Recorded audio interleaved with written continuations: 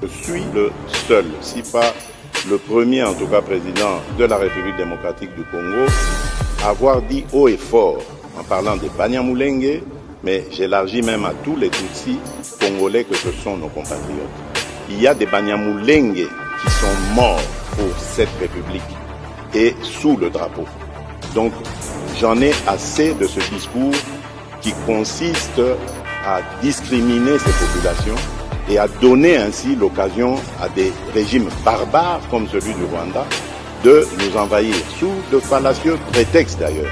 Parce que je dois attirer ici l'attention de tout le monde, et c'est très dangereux d'avoir ce genre de discours. Vous faites le tapis de ce régime criminel du Rwanda, parce que ce régime, figurez-vous, il a aussi des Hutus qui travaillent à sa cause. Il a fabriqué. Et il envoie ces gens traquer, violenter, massacrer des Tutsis pour dire « Ah, vous voyez, les Tutsis sont en danger ». Donc, méfiez-vous, chers compatriotes, je ne veux pas que dans la République démocratique du Congo, que je dirige, grâce à vos suffrages, qu'il y ait de la discrimination. Tant que je serai président de ce pays, aucun citoyen de ce pays, aucune communauté tribale, ethnique de ce pays ne sera discriminé. Je tiens à le dire haut et fort et je ne m'arrêterai pas là.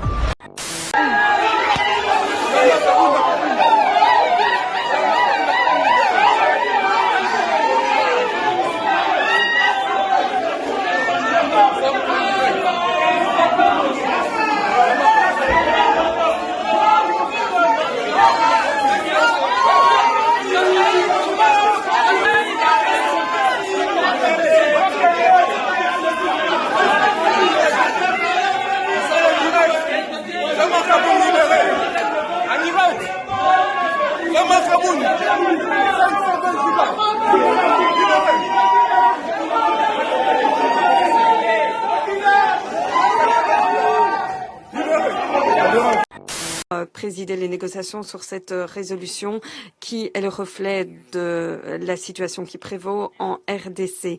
Il s'agit d'une première étape vers la reddition de comptes pour le M23 et pour la progression des forces rwandaises.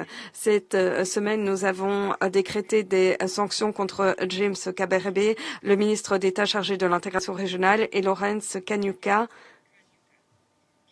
Kingston, porte-parole du M23 AFC, ainsi que deux sociétés détenues par M. Kanyuka.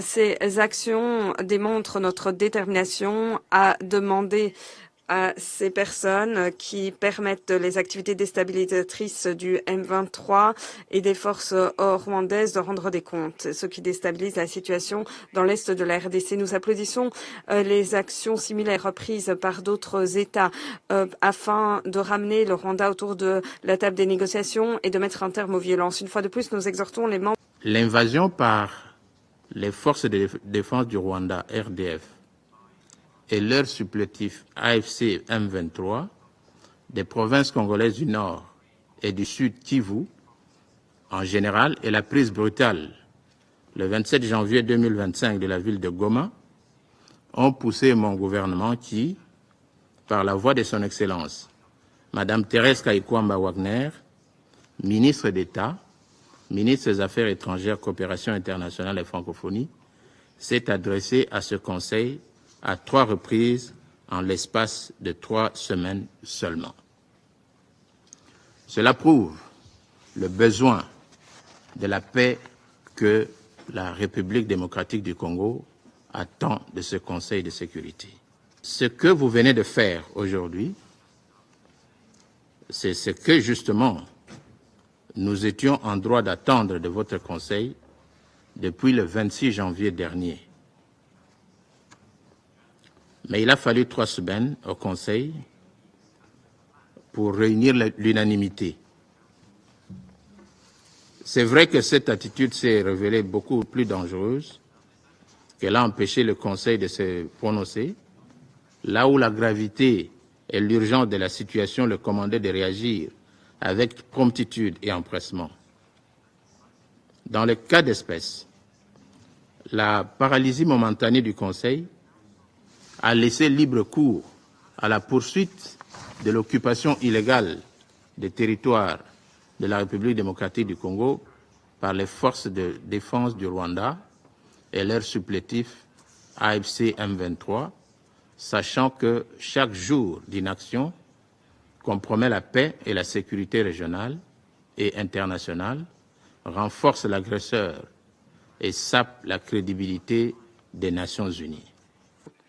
Le Rwanda prend note de la résolution adoptée. Je remercie les membres du Conseil de sécurité qui ont écouté les points de vue du Rwanda et ceux qui nous ont rencontrés et qui nous ont écoutés. Nous souhaitons mettre en exergue nos vives préoccupations face à l'intimidation sans précédent des voix africaines en cet auguste Conseil, en particulier en prenant pour cible les membres A3+. Nous condamnons ce comportement dans les termes internationaux. Après avoir capturé Goma, le M23, qui a défié les appels au cessez-le-feu, et en violant ses propres engagements en faveur d'un cessez-le-feu, s'est emparé de Bukavu et d'autres localités, créant une nouvelle escalade dans l'est de la RDC et faisant monter les risques d'un embrasement de la région. Le Conseil de sécurité, par le biais de la résolution qui vient d'être adoptée, exige du M23 de se retirer immédiatement des zones qu'il occupe et de cesser les hostilités, ce qui répond aux attentes de la communauté internationale et des pays de la région en faveur de la cessation. L'offensive du M23, soutenue par le Rwanda, doit cesser. La priorité va à la conclusion d'un accord de cessez-le-feu effectif, inconditionnel et immédiat.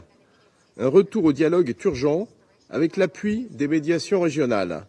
La souveraineté et l'intégrité territoriale de la République démocratique du Congo doivent être respectées. Les forces rwandaises doivent se retirer sans délai du territoire congolais.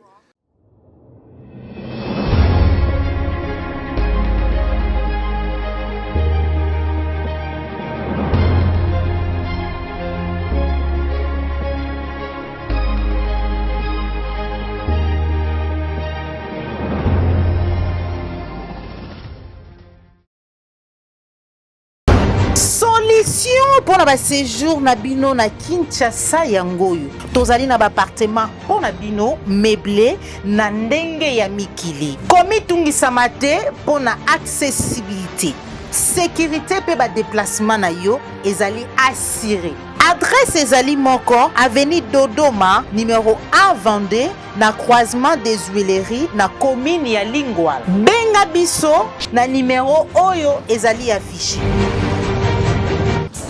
Je suis le seul, si pas le premier en tout cas président de la République démocratique du Congo, à avoir dit haut et fort en parlant des Banyamulenge, mais j'élargis même à tous les Tutsis congolais que ce sont nos compatriotes. Il y a des Banyamulenge qui sont morts pour cette République et sous le drapeau. Donc j'en ai assez de ce discours qui consiste à discriminer ces populations et à donner ainsi l'occasion à des régimes barbares comme celui du Rwanda de nous envahir, sous de fallacieux prétextes d'ailleurs. Parce que je dois attirer ici l'attention de tout le monde, et c'est très dangereux d'avoir ce genre de discours. Vous faites le tapis de ce régime criminel du Rwanda, parce que ce régime, figurez-vous, il a aussi des Hutus qui travaillent à sa cause. Il a fabriqué. Et il envoie ces gens traquer, violenter, massacrer des Tutsis pour dire « Ah, vous voyez, les Tutsis sont en danger ».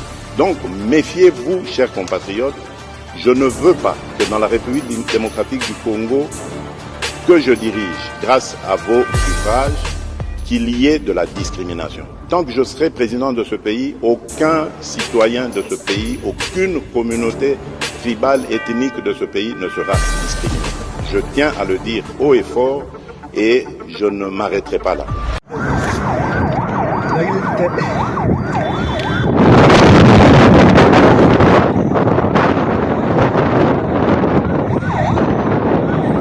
520 gigas vient de sortir. Jean-Marc Aboul vient de sortir de la prison de Mokala. Je tiens à vous informer, tous les camarades, les membres de la C. Voilà, on fait à la maison. On fait à la maison. On va gagner un verre. Ça, c'est l'autorité morale qui veut des changements. Ça,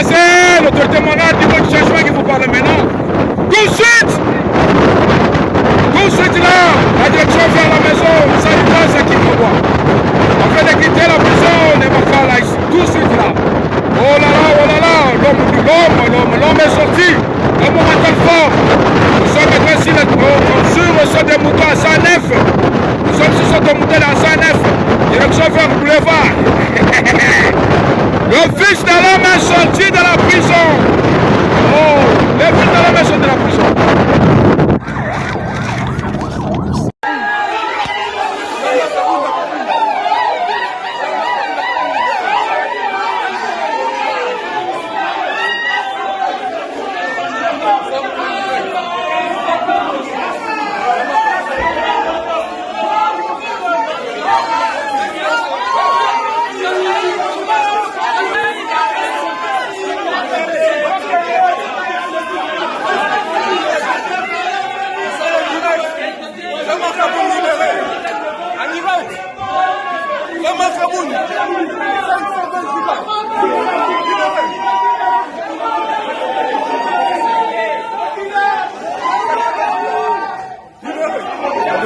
Présider les négociations sur cette résolution qui est le reflet de la situation qui prévaut en RDC. Il s'agit d'une première étape vers la reddition de comptes pour le M23 et pour la progression des forces rwandaises. Cette semaine, nous avons décrété des sanctions contre James Kabarebe, le ministre d'État chargé de l'intégration régionale, et Lawrence Kanyuka Kingston, porte-parole du M23 AFC, ainsi que deux sociétés détenues par M. Kanyuka. Ces actions démontrent notre détermination à demander à ces personnes qui permettent les activités déstabilisatrices du M23 et des forces rwandaises de rendre des comptes, ce qui déstabilise la situation dans l'est de la RDC. Nous applaudissons les actions similaires prises par d'autres États afin de ramener le Rwanda autour de la table des négociations et de mettre un terme aux violences. Une fois de plus, nous exhortons les membres du Conseil de sécurité à prendre des mesures afin de désigner de nouvelles personnes au sein du comité 1533. Nous appuyons les processus pilotés par l'Union africaine ou par l'Afrique afin de régler la crise dans l'est de la RDC, car les acteurs africains ont tout intérêt à éviter un embrasement de la région des Grands Lacs. Toutefois, ces processus ne doivent pas empêcher une riposte robuste et rapide du Conseil de sécurité. Nous devons nous exprimer et agir de façon unie afin de trouver une issue à la crise. Merci. Je vous remercie. Monsieur le Président, je ne lirai pas in extenso le texte que j'ai préparé pour la circonstance. Pour des raisons évidentes, les choses se sont beaucoup plus accélérées, que mon texte est presque dépassé. Mais permettez que je puisse rappeler tout simplement que le maintien de la paix et de la sécurité internationale est un dogme qui gouverne l'essentiel du système de sécurité collective mis en place par les rédacteurs de la Charte des Nations Unies au lendemain de la Deuxième Guerre mondiale, de telle sorte que toute menace contre la paix, toute rupture de la paix ou tout acte d'agression oblige le Conseil de sécurité à agir sans détour. L'invasion par les forces de défense du Rwanda, RDF, et leur supplétif AFC M23, des provinces congolaises du Nord et du Sud Kivu, en général, et la prise brutale, le 27 janvier 2025 de la ville de Goma, ont poussé mon gouvernement qui, par la voix de son Excellence, Madame Thérèse Kayikwamba Wagner, ministre d'État, ministre des Affaires étrangères, coopération internationale et francophonie, s'est adressé à ce Conseil à 3 reprises en l'espace de 3 semaines seulement. Cela prouve le besoin de la paix que la République démocratique du Congo attend de ce Conseil de sécurité. Ce que vous venez de faire aujourd'hui, c'est ce que, justement, nous étions en droit d'attendre de votre Conseil depuis le 26 janvier dernier. Mais il a fallu 3 semaines au Conseil pour réunir l'unanimité. C'est vrai que cette attitude s'est révélée beaucoup plus dangereuse, qu'elle a empêché le Conseil de se prononcer, là où la gravité et l'urgence de la situation le commandaient de réagir avec promptitude et empressement. Dans le cas d'espèce, la paralysie momentanée du Conseil a laissé libre cours à la poursuite de l'occupation illégale des territoires de la République démocratique du Congo par les forces de défense du Rwanda et leur supplétif AFC M23, sachant que chaque jour d'inaction compromet la paix et la sécurité régionale et internationale, renforce l'agresseur et sape la crédibilité des Nations unies. Monsieur le Président, le coût humain est connu de tout le monde. Je ne vais pas le rappeler ici. L'horreur que vivent les populations congolaises de la partie orientale de notre pays est connue de tout le monde. Nous l'avons répété plus que 3 fois ici. Mais ce que je voudrais dire, c'est que, comme on le constate, il a fallu beaucoup de temps au Conseil pour réunir le consensus, certes. Mais le Conseil a fait preuve de dépassement. Et je voudrais pour cela, au nom du gouvernement de la République démocratique du Congo, de toutes les filles et fils de la République démocratique du Congo, en particulier ceux de Bunagana à Kamanyola, en passant par Goma, Sake, Minova, Nyabibwe, Kale, Kavumu et Bukavu. Je voudrais donc remercier tous les membres du Conseil indistinctement, et plus particulièrement les A3+1 pour leur précieuse contribution sans laquelle cette résolution n'aurait pu être adoptée à l'unanimité. À vous tous, honorables membres du Conseil, au P5 et particulièrement à la France, pays détenteur de la plume, aux États-Unis en particulier d'Amérique, initiateurs des sanctions contre les autorités rwandaises et les autorités du M23, nous disons infiniment merci. Notre vœu le plus ardent est que cette résolution soit mise en œuvre sans délai pour donner du répit aux populations congolaises des zones occupées qui sont, eux, en train de payer les lourds tributs de cette aventure militaire sur le territoire congolais. Je vous remercie. Monsieur le Président, il y a seulement 48 heures, nous étions réunis en ce Conseil de sécurité afin d'évoquer la nécessité d'appuyer les initiatives régionales et les mécanismes créés afin de favoriser la paix dans l'est de la RDC dans notre région. Le Rwanda prend note de la résolution adoptée. Je remercie les membres du Conseil de sécurité qui ont écouté les points de vue du Rwanda et ceux qui nous ont rencontrés et qui nous ont écoutés. Nous souhaitons mettre en exergue nos vives préoccupations face à l'intimidation sans précédent des voix africaines en cet auguste Conseil, en particulier en prenant pour cible les membres A3+. Nous condamnons ce comportement dans les termes de la déclaration en ma qualité de représentant de la Chine. Depuis le début de l'escalade récente dans l'est de la RDC, ce conflit qui dure depuis des semaines a cristallisé l'attention de la communauté internationale. Après avoir capturé Goma, le M23, qui a défié les appels au cessez-le-feu et en violant ses propres engagements en faveur d'un cessez-le-feu, s'est emparé de Bukavu et d'autres localités, créant une nouvelle escalade dans l'est de la RDC et faisant monter les risques d'un embrasement de la région. Le Conseil de sécurité, par le biais de la résolution qui vient d'être adoptée, exige du M23 de se retirer immédiatement des zones qu'il occupe et de cesser les hostilités, ce qui répond aux attentes de la communauté internationale et des pays de la région en faveur de la cessation des hostilités.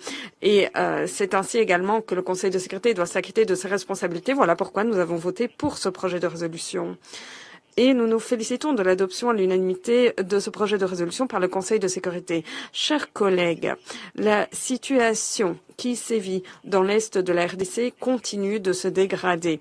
Nous attendons des parties qu'elles entendent le message de la communauté internationale et du Conseil de sécurité en cessant immédiatement toutes les hostilités, en se gardant de toute mesure susceptible d'exacerber les tensions. La Chine réitère son ferme appui à régler les problèmes africains par des solutions africaines. Les résolutions du Conseil de sécurité, selon nous, devraient appuyer les processus régionaux afin de créer des synergies avec les efforts de médiation à l'échelle régionale. Toutes les parties concernées doivent faire montre de bonne foi face aux initiatives de paix régionales et doivent s'engager à régler leurs différends par le biais de la diplomatie et du dialogue. La RDC, le Rwanda sont des pays voisins et dès lors leurs divergences et les tensions qui existent, selon nous, peuvent être réglées. Mais les deux parties doivent démontrer leur volonté de retourner à la table des négociations sans tarder. La région des Grands Lacs en est à un moment crucial de son histoire. Il en va de notre responsabilité commune de nous tenir du côté de la paix. Nous appuyons la défense par la RDC de son intégrité territoriale et de sa souveraineté et nous souhaitons travailler aux côtés de la communauté internationale jusqu'à la cessation des combats et un apaisement de la situation. Merci. Je reprends mes fonctions. Ce Conseil pour leur engagement dans la négociation de cette résolution ces 2 dernières semaines. Celle-ci porte un message clair. Il n'y a pas d'issue militaire au conflit dans l'Est de la République démocratique du Congo. L'offensive du M23, soutenue par le Rwanda, doit cesser. La priorité va à la conclusion d'un accord de cessez-le-feu effectif, inconditionnel et immédiat. Un retour au dialogue est urgent avec l'appui des médiations régionales. La souveraineté et l'intégrité territoriale de la République démocratique du Congo doivent être respectées. Les forces rwandaises doivent se retirer sans délai du territoire congolais, comme l'ont déjà déclaré le secrétaire général des Nations Unies et les membres de ce Conseil. La MONUSCO doit pouvoir mettre en œuvre son mandat pour le bien des populations civiles, sans être entravée dans ses actions ou sa liberté de mouvement. Cette résolution rappelle enfin le rôle clé des processus de Luanda et Nairobi en vue de trouver une solution politique durable qui passe par le retrait complet des forces rwandaises et le démantèlement des FDLR. Monsieur le Président, avec près d'1 million de déplacés et des milliers de morts et de terribles exactions, les populations civiles paient un lourd tribut du fait de l'escalade de ce conflit qui n'a que trop duré. Le M23 poursuit ses avancées dans le sud Kivu au risque de déclencher une guerre régionale. Il est grand temps que le Conseil s'exprime avec clarté pour favoriser une cessation des hostilités et les conditions nécessaires à une désescalade, en complémentarité avec les initiatives régionales que la France soutient. Plusieurs pays de la région se sont exprimés mercredi pour se joindre à cet appel. Pour terminer, je me félicite que le Conseil de sécurité se soit montré à la hauteur de cette responsabilité. Il est regrettable de cette responsabilité. Je vous remercie.